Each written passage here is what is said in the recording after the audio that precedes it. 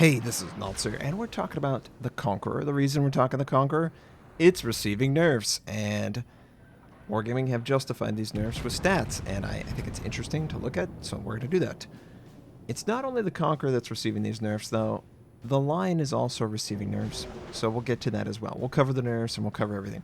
But first, let's check out the data that they shared with this post. So, obviously the Conqueror, they're focusing on tier 10 battleships, and they're trying to compare their effectiveness in combat. So, going left to right, average damage to the hit points. 108,000 Conqueror, 97,000 Montana, 96,000 Yamato, 92,000 Grossekua first. Well, they're all pretty close, but the Conqueror is still miles ahead. I mean, that's about 10% compared to the other ships. That's a big deal. I mean, that's not a small number. Now, I believe that Wargaming actually uses more complicated measures to decide if the damage output is acceptable or not. But if we just look at average damage done to the hit points, we would say the Conqueror is worthy of a nerf. So let's look at the average damage done to hit point percentage. 161% Conqueror, 162% Montana. Yamato, 153%. Grossekua first, 155%.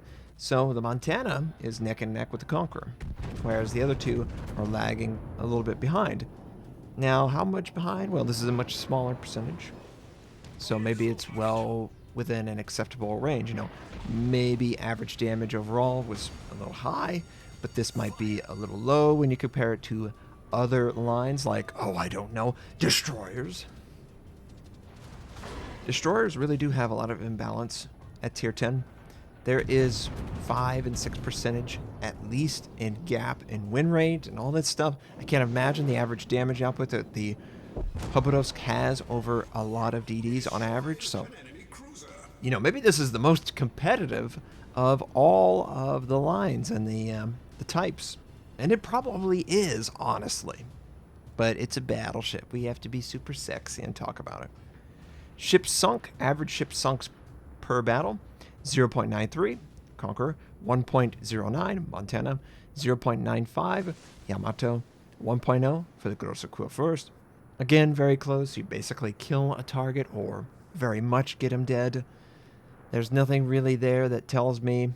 And by the way, this is all probably assuming 0 skill.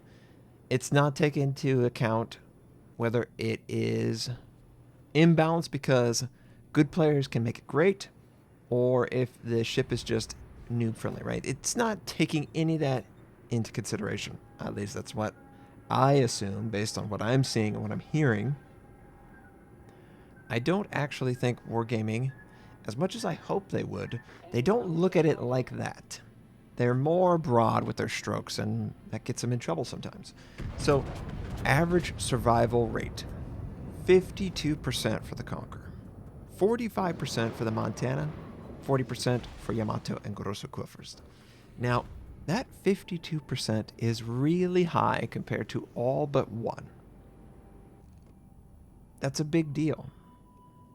That's a really big number compared to the others. And, you know, we're getting into like 20% better. If you live over 50% of your games, theoretically, that means you should have a much, much, much higher percentage of impact on the game. And your success rate should mirror that. But for whatever reason, the win rate does not. 52% for the Conqueror, 54% for the Montana, Yamato 52, Grossekua first 53. All that number tells me is battleships are irrelevant to the success or failure of a team. They are so insignificant to the game and the way it is being played that I would look to try and do something about that.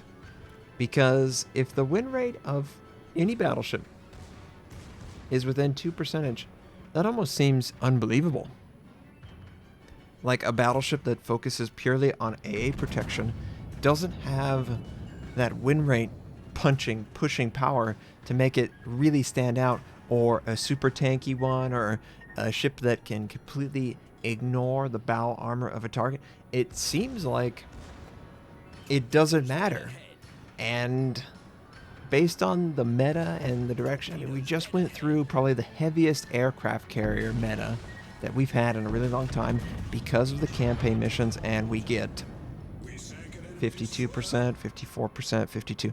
I would expect the Montana and the Conqueror to have a higher win rate, considering that they would have a more impact on the aircraft carriers that would inevitably exist for that campaign. So it just makes me disappointed that battleships have that little of an impact. The choice of battleship means that little to a tier 10 match is really disappointing. So finally we get to average lifetime alive, I guess. It's weird they say average lifetime, because for me lifetime's like a, achievement or something. So average time spent alive per battle, let's word it like that. 12 minutes and almost 30 seconds. And yes, they did do that weird, whatever. For the Montana, 11 minutes and 50 seconds, 48. For the Yamato, 11 minutes, and that is not 51 seconds. That's more like 11 minutes, 30 seconds. And then for the Grosso Kua first, 11 minutes, 25-ish seconds. So, yes, we see that certainly the lifetime, the survivability rate of the ship is above average, and I figure, based on this, they want to address multiple things. If they reduce the effectiveness of the ship to survive, it should lower the damage output, and it should also decrease pretty much everything. Now, is it going to decrease it to a stage where maybe it's too weak? It's very close on a lot of these numbers, but maybe it's just close because it doesn't matter.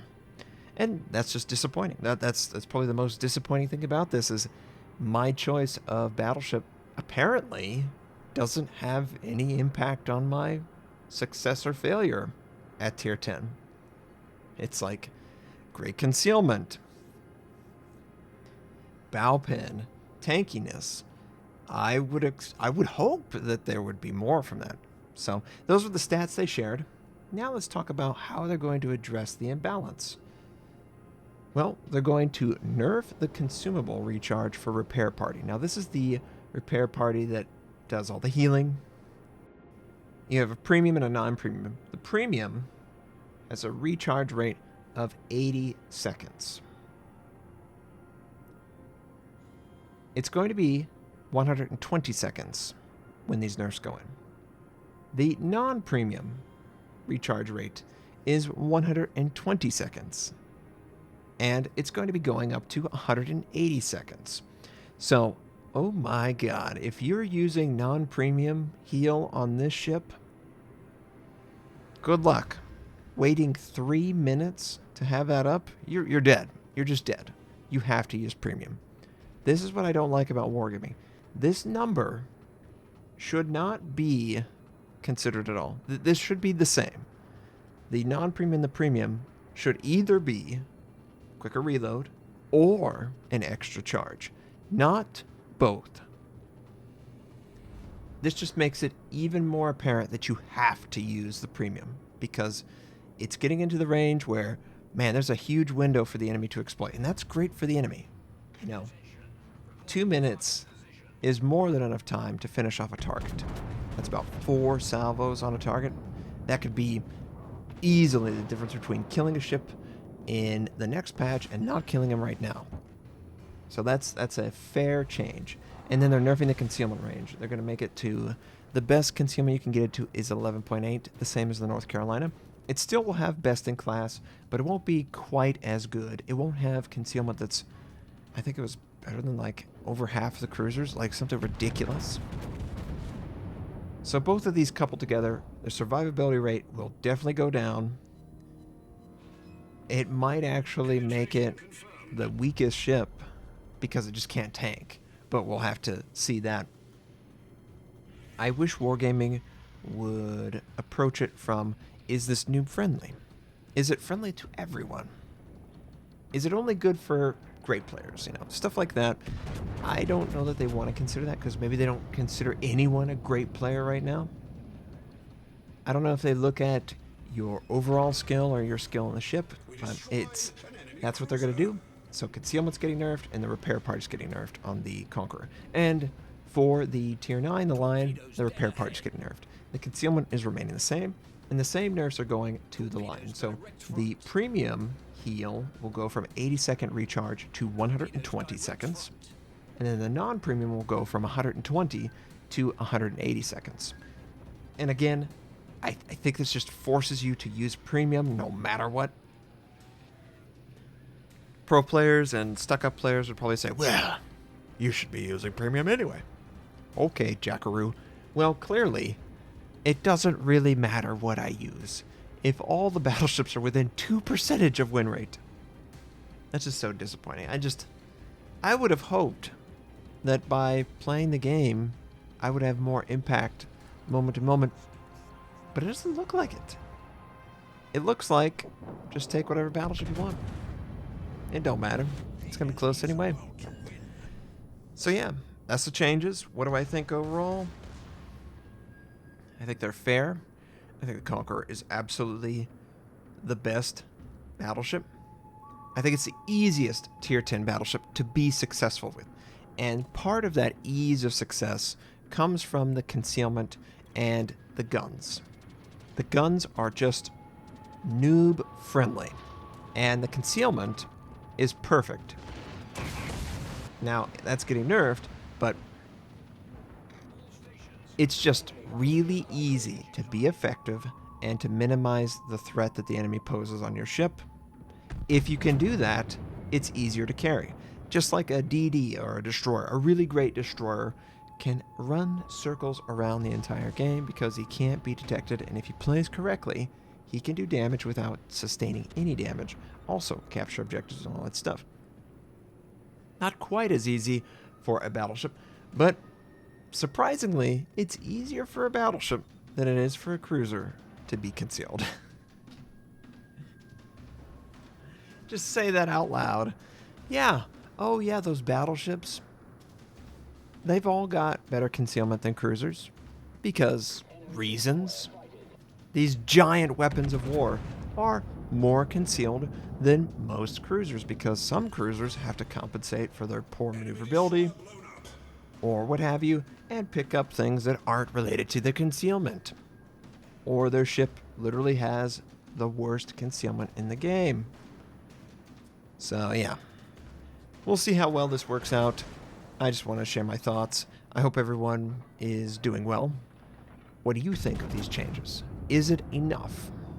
Do you feel like the Conqueror is so broken that we need more changes? Or do you feel like, you know what, this is a nice intermediate step that won't completely crush the ship, but it should bring down its power?